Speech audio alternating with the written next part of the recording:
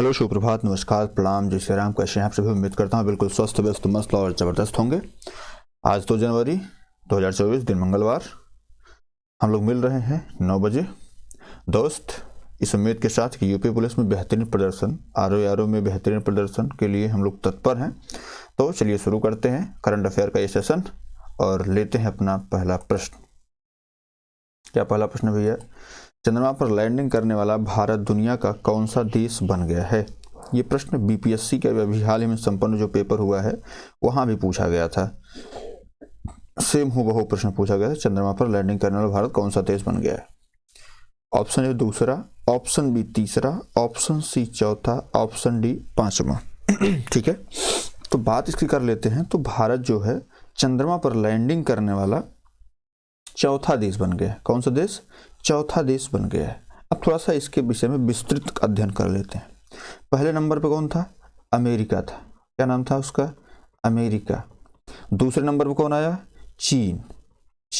उसके बाद सोवियत संघ रूस, जिसको यूएसएसआर कहा जाता है, ये पहले हुआ करता था। 1991 के बाद विघटन हो गया इसका। ठीक है, ये चौथा देश बना भारत। चौथा देश कौन है? भारत है। तो अगर आपसे ये पूछे कि चंद्रमा पर लैंडिंग करने वाला भारत का दुनिया कौन सा देश बन गया है, तो वो बन गया चौथा। लेकिन अगर आपसे यही इसके इतर प्रश्न करे कि चंद्रमा के दक्षिणी ध्रुव पर सॉफ्ट लैंडिंग करने वाला कौन सा देश बन गया है, तो दक्षिणी ध्रुव की अगर बात कर लेगा, किसकी बात? दक्षिणी ध्रुव की अगर बात कर लेगा तो वो उसमें पहले स्थान पर है भारत। ठीक है, अभी तक किसी भी देश ने चंद्रमा के दक्षिणी ध्रुव पर सॉफ्ट लैंडिंग नहीं करी है। आपको पता है दक्षिण ध्रुव पर भेज रहा था रसिया अपना लूना, खत्म हो गया वो। ठीक है, नहीं जा पाया वहां तक। अब इसमें ध्यान देने वाली बात, अब ऐसे समझिए कि इसरो द्वारा जो है जो प्रोग्राम शुरू किया गया था वो शुरू किया था 14 जुलाई 2023 को श्रीहरिकोटा से LVM थर्ड MK4, जिसका पूरा नाम GSLV Mark 3 था, रॉकेट के द्वारा प्रक्षेपण के बाद ये पूरी यात्रा किया। कितने दिन की? 41 डेज की। ये पूरी यात्रा करने के बाद चंद्रयान 3 का जो लैंडर मॉड्यूल था, लैंडर बोले तो विक्रम, जो लैंडर मॉड्यूल था विक्रम, यह दक्षिण ध्रुव पर निर्धारित योजना के अनुसार सॉफ्ट लैंडिंग करने में सफल रहा। आपको पता है कि जब हमारा ये मिशन सक्सेसफुल हो रहा था तो नरेंद्र मोदी जी वृक्ष सम्मेलन की भागीदारी के लिए जोहान्सबर्ग दक्षिण अफ्रीका गए हुए थे। वहीं से उन्होंने इस अविस्मरणीय पल को अभूतपूर्व क्षण बताते हुए वहीं से जो है घोषणा करी कि 23 अगस्त को हम लोग एक ऐतिहासिक दिन के रूप में याद करेंगे, जो कि राष्ट्रीय अंतरिक्ष दिवस। किस रूप में? 23 अगस्त को हम किस रूप में याद करेंगे? राष्ट्रीय अंतरिक्ष दिवस, नेशनल स्पेस डे। ठीक है, NST। बात क्लियर है? अंतरिक्ष दिवस के रूप में याद करेंगे। विक्रम लैंडर के चंद्रमा पर उतरने का जो स्थल है उसका भी नामकरण किया गया। उसका नामकरण क्या किया गया? शिव शक्ति के रूप में। किस? शिव शक्ति। ये तो इस बार जो उतरा उसका नामकरण है। अगर आपसे ये पूछ दे कि भाई चंद्रयान 2 लैंडर के चंद्रमा से टकराने के स्थल का नामकरण क्या किया गया है, तो उसका नाम है तिरंगा पॉइंट। आगे प्रश्न आपको मिलेगा, क्या मिलेगा? तिरंगा पॉइंट। बात क्लियर दोस्त? तो ये कहानी इसकी थी। समझ में बात आ गई? भाई छोड़ा कब गया? 14 जुलाई को। पहुंचा कब? 23 अगस्त को। पूरा तो कितना दिन लगा? 41 दिन लगा। ठीक है, लैंडर जो था उसका नाम क्या था? विक्रम। अगर यहीं पर रोवर पूछ ले आपसे, एक छूट रहा था, तो इसका नाम था प्रज्ञान। बात क्लियर दोस्त? ये कहानी आपको इतनी जाननी है। चलिए अगला प्रश्न लेते हैं। क्या अगला प्रश्न भैया? चंद्रयान 3 के विक्रम लैंडर के उतरने के स्थल का नामकरण करने की घोषणा की गई है। क्या नाम भैया बताएं आप? अभी जस्ट चर्चा हुई है। Option A Sushakti point, option B Tiranga point, option C Narendra Modi point, option D Bharat point. अभी चर्चा हुई है कि भाई ये जो तिरंगा पॉइंट, इसमें भारत पॉइंट नाम का कुछ तो है नहीं, नरेंद्र मोदी पॉइंट है नहीं। जो तिरंगा पॉइंट है मेरे दोस्त, ये किसके लिए था? ये चंद्रयान 2 के लिए था। जो चंद्रयान 2 हम लोग भेजे थे, चंद्रयान 2 ये गया था और जहां टकराया था, चंद्रमा पर टकराने का स्थान, चंद्रमा पर टकराने का स्थान चंद्रमा पर टकरने का जो स्थान है वो तिरंगा पॉइंट है, ठीक है दोस्त। लेकिन शिव शक्ति पॉइंट क्या है, चंद्रमा 3 के विक्रम लैंडर जो है जहां पर उतरने का स्थल है वो है Shiv Shakti point. Option A क्या है, बिल्कुल सही जवाब है। चलिए आगे बढ़ते हैं सर, अगला प्रश्न लेते हैं। बिहार में जनवरी से मई 2023 के बीच कराए गए जाति आधारित सर्वे की रिपोर्ट कब जारी की गई? इसको आप जाति जनगणना नहीं कह सकते बल्कि क्या कहेंगे, जाति आधारित सर्वे कहेंगे। कब जारी की गई भैया?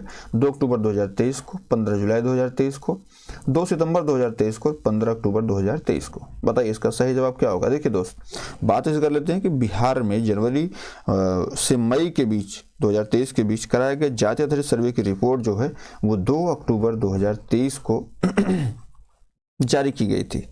इस जनगणना, इस सर्वे में पूरे बिहार की जनसंख्या जो है वो करीब 13 करोड़ समथिंग बताई गई थी, ठीक है। और इसमें जाति आधारित जनगणना थी भाई, पिछड़ा वर्ग, अन्य अत्यंत पिछड़ा वर्ग, अनुसूचित जाति, अनुसूचित जनजाति, अनारक्षित, ये सारी चीजें उसमें बताई गई थी, ठीक है दोस्तों। आपसे पूछा गया है इस सर्वे की रिपोर्ट कब जारी की? 2 अक्टूबर 2023 को, ठीक है। चलिए आगे बढ़ते हैं सर। चौथा, 18वां G20 शिखर सम्मेलन 2023 का आयोजन कहां किया गया? ऑप्शन ए नई दिल्ली, ऑप्शन बी संघाई, ऑप्शन सी उड़ान बटोर, ऑप्शन डी इनमें से कोई नहीं। देखिए, विश्व की विकसित एवं उभरती हुई अर्थव्यवस्थाओं के समूह G20 का जो 18वां शिखर सम्मेलन है वो किया गया 9 से 10 सितंबर 2023 को। ये कहां संपन्न हुआ? तो ये भारत में संपन्न हुआ है। और भारत में कहां संपन्न हुआ है? तो वो संपन्न हुआ है नई दिल्ली, जो कि ऑप्शन ए आपका क्या है, बिल्कुल सही जवाब। थोड़ा सा इसके विषय में जान लेते हैं। यह सम्मेलन दिल्ली में कहां हुआ? तो यह सम्मेलन दिल्ली के प्रगति मैदान के भारत मंडपम अंतरराष्ट्रीय प्रदर्शनी कन्वेंशन सेंटर में आयोजित किया गया। इस शिखर सम्मेलन की थीम वसुधैव कुटुंबकम। पूछा जाता है कि भाई थीम क्या थी इसकी? थीम वसुधैव कुटुंबकम, वसुधैव कुटुंबकम। अगर आप अंग्रेजी में पढ़ेंगे तो one earth one family one future. क्या? One earth one family, one earth one family one future. बात क्लियर दोस्त? One earth one family one future, ये G20 शिखर सम्मेलन की थीम थी। बात क्लियर है? अभी जो सम्मेलन हुआ है इसमें यूरोपीय संघ के पश्चात अफ्रीकी संघ के G20 में सदस्य के रूप में शामिल होने के साथ अब जो है ये G20 जो है ये G21 बन गया है। क्या बन गया है? G21 बन गया, क्योंकि इसमें पहले केवल यूरोपियन संघ था, अब एक और संघ जुड़ गया है, अफ्रीकन संघ। बात क्लियर दोस्त? तो ये सारी चीजें आपको याद रखनी है, ठीक है।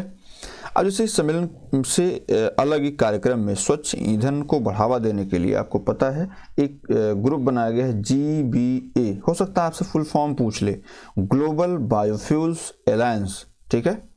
ये किस लिए बनाया गया है? तो ये स्वच्छ ईंधन को बढ़ावा देने के उद्देश्य से इस ग्रुप को बनाने की घोषणा करी गई है। इसमें अमेरिका, ब्राजील, इटली, संयुक्त अरब अमीरात, बांग्लादेश आदि जो है इसमें भारत के साथ सम्मिलित हैं। बात क्लियर दोस्त? तो अगर आपसे पूछा जाए कि ये सम्मेलन कहाँ आयोजित हुआ था, तो नई दिल्ली में, नई दिल्ली के भारत मंडपम में, ठीक है दोस्त। चलिए आगे बढ़ते हैं, 5वां प्रश्न लेते हैं। क्या भैया?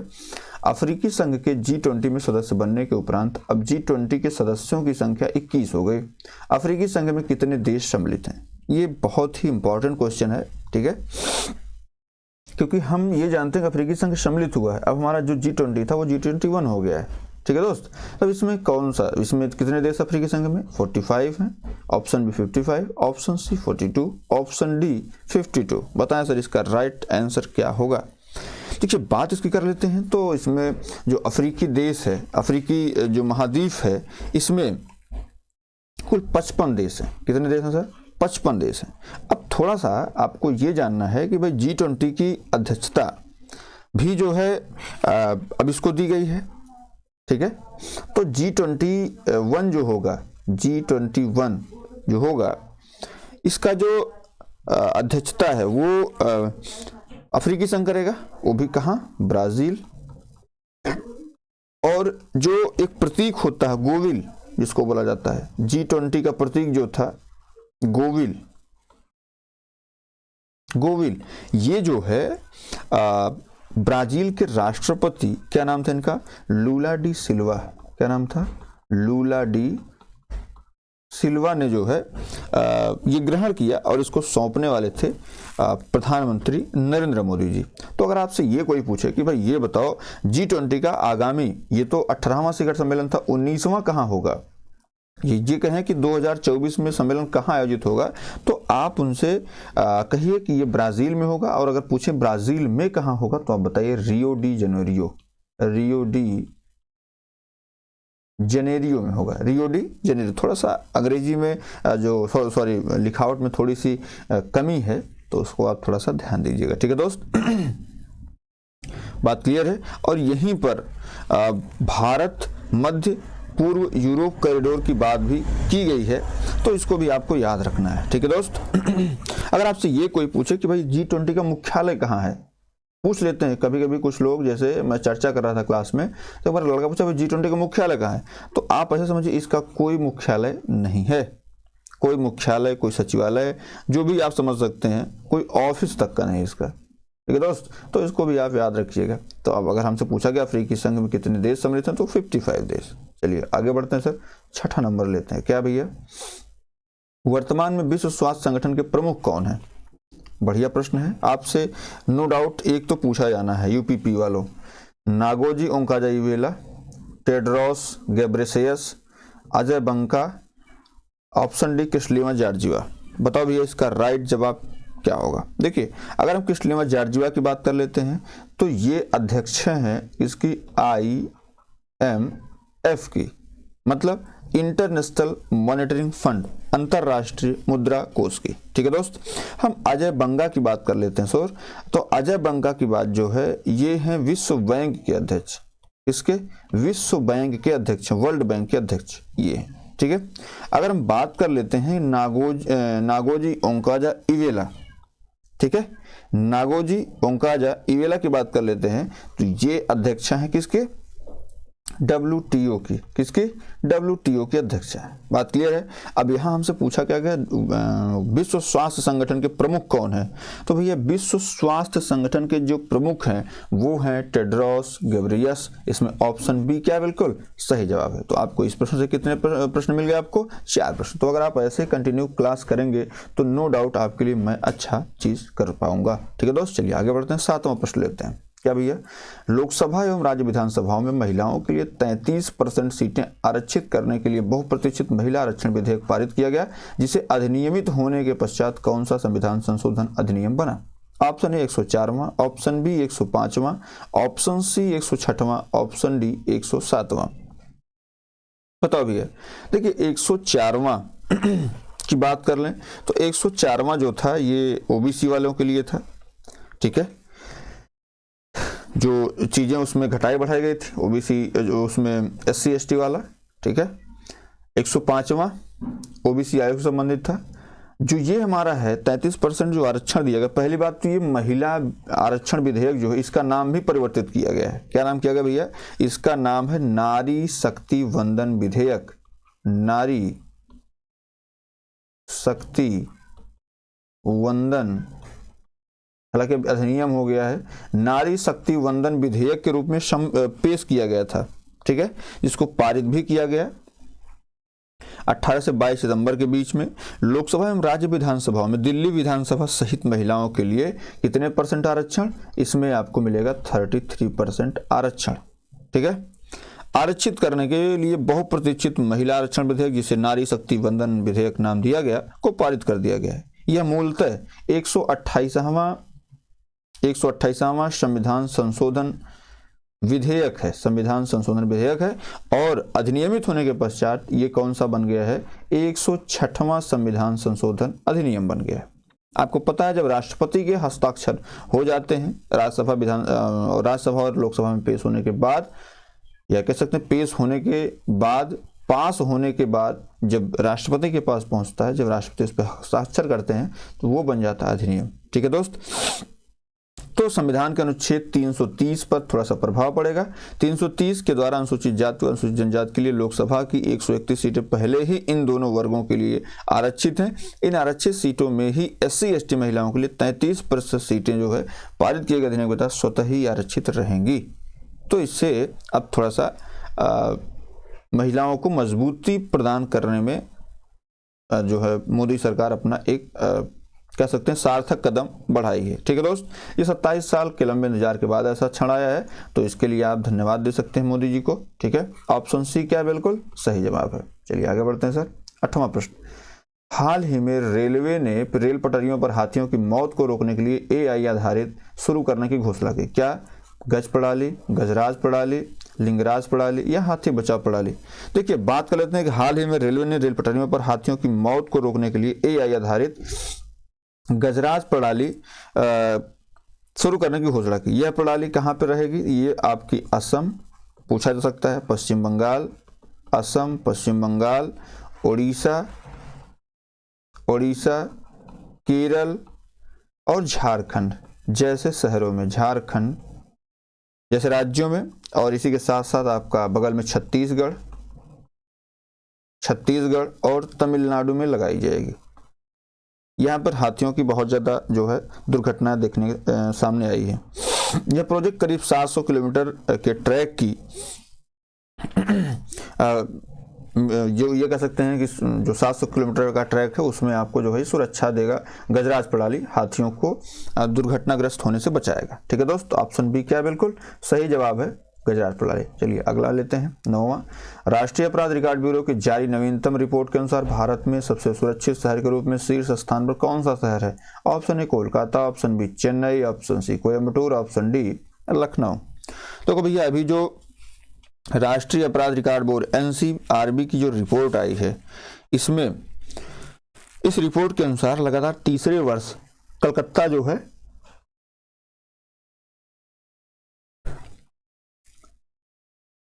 पहचान योग्य अपराध IPC के साथ भारत सबसे सुरक्षित शहर के रूप में स्थान प्राप्त किया है। पहले नंबर पे ये है, दूसरे नंबर पे आपका चेन्नई आता है, तीसरे नंबर पे आपका जो है कोयम्बटूर आता है। ठीक है दोस्त, लखनऊ का भी इस टॉप 10 में कोई स्थान नहीं, तो इसमें राइट आंसर जो है वो ऑप्शन ए सही है। चलिए आगे बढ़ते हैं। 10वां प्रश्न, भारतीय संविधान के मुख्य वास्तुकार डॉक्टर भीमराव अंबेडकर को दी गई एक महत्वपूर्ण श्रद्धांजलि में एक मोम प्रतिमा का अनावरण किया गया। कहाँ पर किया गया भैया? जयपुर वैक्स संग्रहालय, मुंबई वैक्स संग्रहालय, जवाहरलाल नेहरू वैक्स संग्रहालय या इनमें से कोई नहीं? बताओ भैया। देखिए भारतीय संविधान के मुख्य वास्तुकार डॉक्टर भीमराव अंबेडकर को दी गई एक महत्वपूर्ण श्रद्धांजलि में ये जो जयपुर वैक्स संग्रहालय है, नाहरगढ़ किले में एक मोम की प्रतिमा का अनावरण जो है ये 6 दिसंबर 2023 को किया गया है। इस प्रतिमा की ऊंचाई जो है ये करीब 5 फीट 11 इंच है। ठीक है, और इसका वजन करीब 38 किलोग्राम है। ठीक है दोस्त, तो इसको भी आप याद रखिएगा कि जो वैक्स जो मोम आधारित प्रतिमा बनाई गई है डॉक्टर भीमराव अम्बेडकर की, वो कहाँ है? जयपुर वैक्स संग्रहालय में। चलिए आगे बढ़ते हैं सर। 11 नंबर, केंद्रीय वन एवं पर्यावरण राज्य मंत्री अश्विनी कुमार चौबे ने हाल ही में देशव्यापी बाघ गणना रिपोर्ट 2022 प्रस्तुत की। इसमें सर्वाधिक बाघ किस राज्य में है? Option A Uttar Pradesh, option B Madhya Pradesh, option C Uttarakhand, option D Tamil Nadu. बात कर लेते हैं सबसे ज्यादा बाघ की, तो सबसे पहले बात यह कर लेते हैं कि भाई सब कितने बाघ हुए हैं, है ना? तो अगर एक एवरेज ऑन देखा जाए तो 3628 मतलब 3682 बाघ जो है, माफ करिएगा 282 होगा, 3682 बाघ जो है अभी इनकी औसत संख्या मानी गई। सर्वाधिक संख्या जो है वो है 785। ये कहाँ की है? ये मध्य प्रदेश की है। ठीक है, उत्तर प्रदेश में बात कर लेते हैं तो इनकी संख्या 109 थी, लेकिन अब बढ़कर कितनी हो गई है? अब बढ़कर हो गई है करीब 205, 2 गुना करीब बढ़ोतरी हुई है। ठीक है दोस्त, बात क्लियर है? तो इसमें अगर हमसे पूछा सर्वाधिक, तो ये आपका मध्य प्रदेश होगा 785 बाघ। कुल बाघ कितने? 3682। ठीक है, चलिए आगे बढ़ते हैं। 12 नंबर, PSLV 56 से हाल ही में इसरो ने किस देश के 7 उपग्रहों का सफल प्रक्षेपण किया? Option A Vietnam, option B Cambodia, option C Singapore, option D Japan. Exact तिथि आपको 30 जुलाई याद रखनी है। 30 जुलाई को आंध्र प्रदेश के श्रीहरिकोटा के सतीश धवन अंतरिक्ष केंद्र से भारतीय अंतरिक्ष अनुसंधान संगठन इसरो के विश्वसनीय प्रक्षेपण वाहन PSLV polar satellite launch vehicle, एक बार रेलवे में पूछ लिया था इसका फुल फॉर्म, तो पोलर सैटेलाइट लॉन्च व्हीकल 56 के द्वारा सिंगापुर के 7 उपग्रहों को सफलतापूर्वक प्रक्षेपित किया गया। तो ये आपसे पूछा गया है कि किस देश का उपग्रह प्रक्षेपित किया गया, तो ये किया गया सिंगापुर का। ऑप्शन सी क्या बिल्कुल सही जवाब। चलिए आगे बढ़ते हैं sir. World cities culture forum में शामिल होने वाला भारत का पहला भारतीय शहर कौन सा है? Option A Surat, option B Ahmedabad, option C Ghaziabad, option D Bengaluru. देखिए बात ऐसे कर लेते हैं, हमने इसको पढ़ भी लिया एक बार, फिर भी मैं इसको चूंकि रिवाइज करा रहा हूं आपको, ठीक है। तो वर्ल्ड सिटीज कल्चर फोरम में शामिल होने वाला पहला भारतीय शहर जो है वो कर्नाटक की राजधानी, क्या कर्नाटक की राजधानी, आप ऐसे एक राजधानी भी याद हो गई आपको, कर्नाटक की राजधानी क्या है? बेंगलुरु को WCCF world cities culture forum में शामिल होने वाला पहला भारतीय शहर बन गया। Basically world cities culture forum जो है ये शहरों का एक वैश्विक नेटवर्क है जो भविष्य की समृद्धि को आकार देने में संस्कृति की महत्वपूर्ण भूमिका का पता लगाने के लिए सहयोगात्मक रूप से शोध करता है और खुफिया जानकारी साझा करता है, ठीक है। बेंगलुरु जो है WCCF में शामिल होने वाला दुनिया का 41वां शहर बन गया है, ठीक है। अब बात कर लेते हैं कि भाई वर्ल्ड सिटीज कल्चर फोरम की स्थापना कब हुई थी? तो ये स्थापना हुई थी 2012 में इसकी, कहां पर? लंदन में, ठीक है। बात क्लियर है? तो इसको भी आपको याद रखना है। इसमें राइट आंसर जो है वो आपका ऑप्शन डी बेंगलुरु सही हो जाएगा। चलिए आगे बढ़ते हैं सर। 14 नंबर, हाल ही में किसने श्रीनगर में पहला फ्लोरिंग स्टोर का उद्घाटन किया? Option A Flipkart, option B Amazon India, option C Airtel India, option D Reliance group. बताओ भैया इसका राइट आंसर क्या हो जाएगा?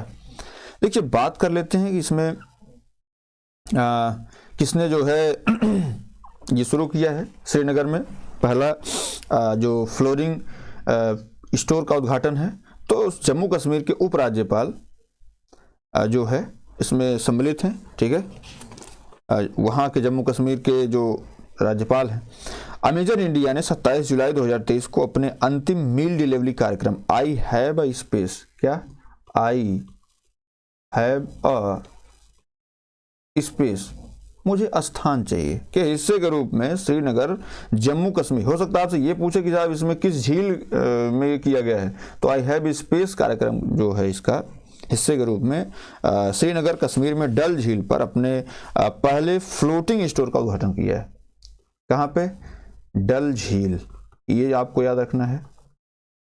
और किसने किया? तो अमेजन इंडिया। ऑप्शन बी क्या बिल्कुल सही जवाब है। चलिए आगे बढ़ते। 15 नंबर, शंघाई सहयोग संगठन में 23वें शिखर सम्मेलन की मेजबानी किसने करी है? ठीक है, ऑप्शन ए है Bharat, option B Kazakhstan, option C Iran, option D इनमें से कोई नहीं। बताओ भैया। देखिए बात कर लेते हैं शंघाई सहयोग संगठन के 23वें शिखर सम्मेलन की। तो ये सम्मेलन जो है वर्चुअली आयोजित किया गया था और इसकी मेजबानी किसने करी थी? तो भारत ने करी थी। आपको जवाब मिल गया, ठीक है। इसकी थीम क्या थी? इसकी थीम थी सुरक्षित SCO की ओर, मतलब ऐसे समझिए टूवर्ड्स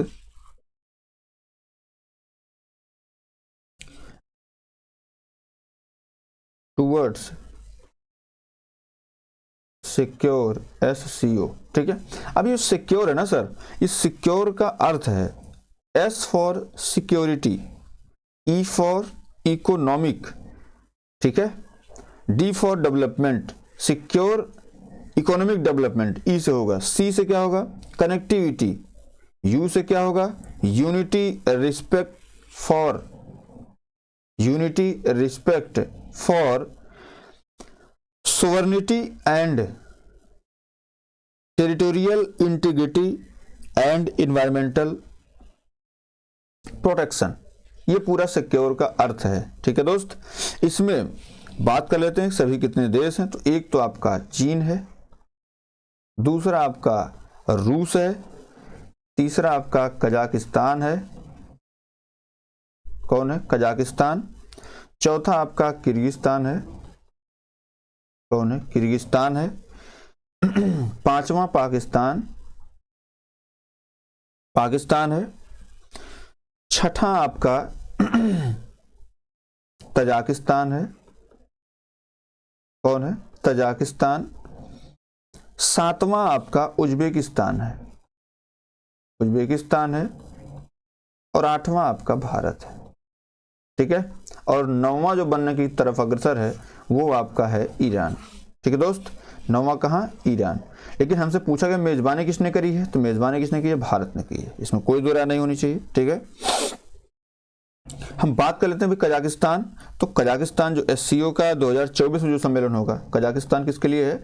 2024 में जो सम्मेलन होगा वो कजाकिस्तान में होगा एससीओ का। अभी जो संपन्न हुआ है वो हुआ है आपके इसमें।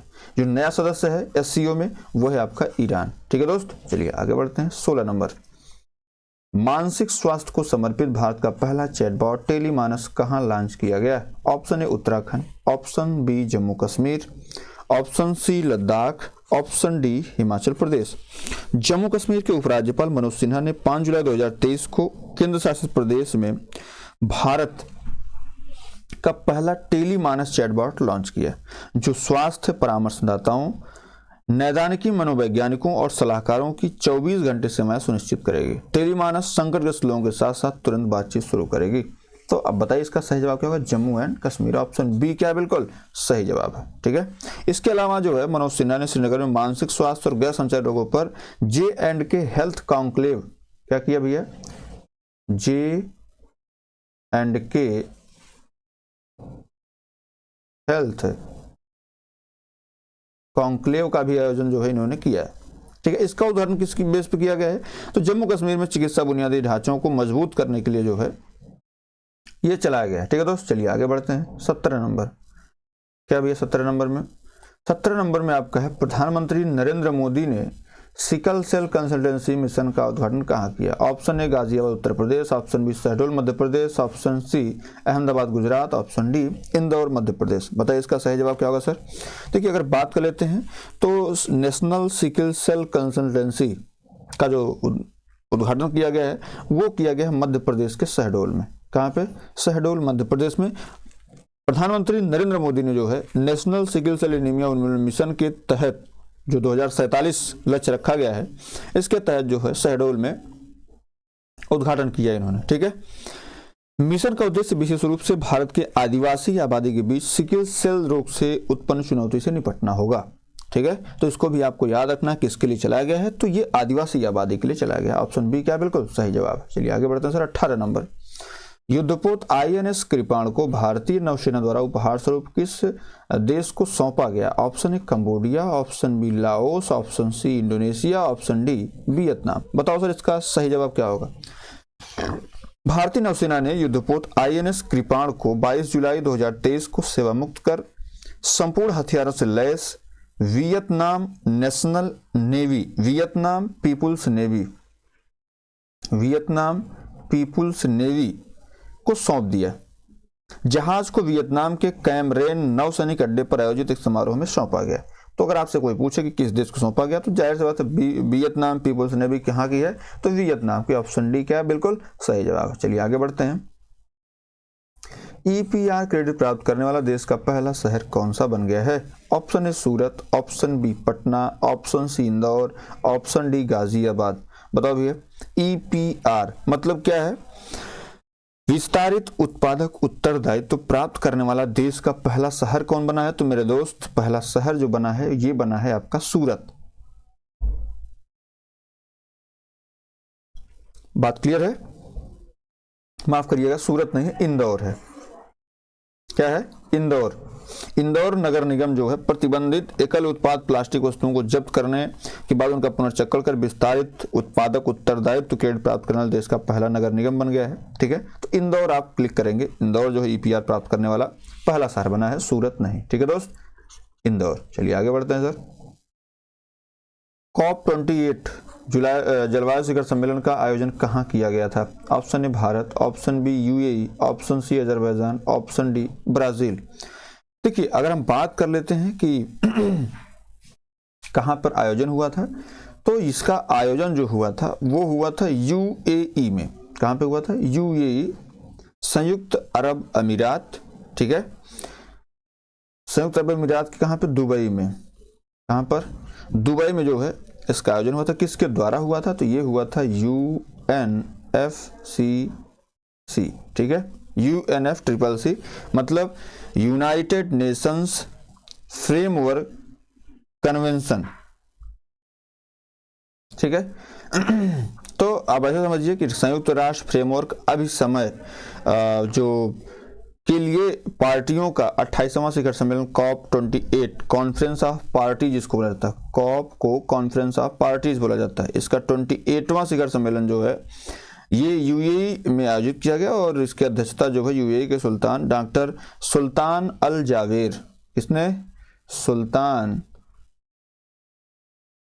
अल जावेर ने किया है, ठीक है। देख पूर्व निर्धारित कार्यक्रम के एक दिन से अधिक चले सम्मेलन के आखिरी दिन 13 दिसंबर को लगभग 200 देशों के प्रतिनिधियों ने COP28 जलवायु शिखर सम्मेलन में जीवाश्म ईंधन के वैश्विक खपत को कम करना शुरू करने पर सहमति व्यक्त की है, ठीक है। अब आपसे ये प्रश्न हो सकता है कि भाई तो आप COP28 तो हो गया, अब आपसे ये पूछे कि भाई COP29 कहाँ पे होगा, है ना। तो COP29 जो था ये था आर्मेनिया के पास इसकी जिम्मेदारी कराने की, लेकिन इसने क्या किया है, अपनी जो आर्मेनिया जो है ये मेज़बानी वापस कर दिया है। तो अब ये मेज़बानी COP28 की कहाँ चली गई, आर्मेनिया से चल करके कहाँ पे, अजरबैजान चली गई, कहाँ पर, अजरबैजान। मतलब COP29 की जो मेज़बानी है वो अजरबैजान करेगा, ठीक है। और यहीं पे बात कर लेते हैं COP30 की, इसकी COP30 की बात कर लें तो कॉन्फ्रेंस ऑफ पार्टीज 30 जो है ये ब्राजील ने अमेजन में, कहाँ पे, ब्राजील ने अमेजन में जो है इसको आयोजित करने की पेशकश करी है, ठीक है। तो इसमें जैसे जो दुबई में आयोजन हुआ उसमें ग्लोबल रिवर सिटीज अलायंस जो है इसको भी लॉन्च किया गया है, ठीक है। तो इसको भी आप याद रख लीजिए। तो इसमें राइट आंसर जो है वो है आयोजन जो किया गया है 28 का वो UAE में, 29 अजरबैजान में होगा, 30 आपके ब्राजील अमेजन में होगा, ठीक है दोस्त। तो आज की क्लास यहीं तक, उम्मीद करता हूँ क्लास आपको पसंद आई होगी। पसंद आए तो प्लीज़ इसको लाइक कर लें, शेयर करें, सब्सक्राइब करें। बहुत बहुत धन्यवाद।